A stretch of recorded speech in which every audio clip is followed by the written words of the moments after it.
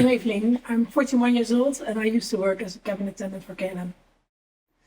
I started flying in 2008 and looking back, my symptoms began about 2 years later. Headaches, nausea, dizziness, memory issues. And I thought it was just a jet lag or the long hours. We all felt tired, right? But over time it got worse.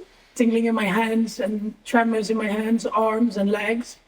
Blurred vision, tunnel vision and extreme fatigue. There was a flight where we had to call a doctor who gave me morphine twice while I was screaming in pain in the overhead crew rest.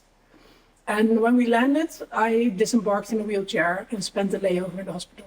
And eventually I was reported sick. And that was the start of a long, frustrating journey. And I heard from a colleague about neurotoxic syndrome. And I contacted Dr. Michel Mulder. He was the first doctor who understood what I was talking about and explained what might be happening. And everything he said made sense. Before all of this, I was full of energy. I worked multiple jobs, even exercised several times a day. And now I'm someone who has to plan every bit of energy. After about 10 months of recovery and still waiting for the test results, I was still hoping that it wasn't flying that made me sick.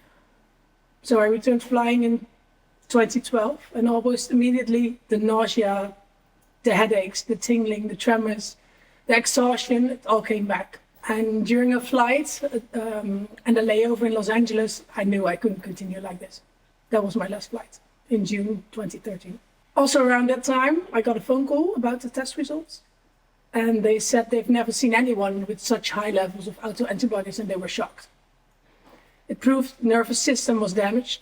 And I also received my DNA test showing that my body can't detoxify. So to my colleagues who are still flying, please, listen to your body. Don't ignore the warning signs. Don't let anyone convince you that it's all in your head, because it's not. By sharing my story, I hope to raise awareness, because this isn't bad luck, and it makes people seriously ill.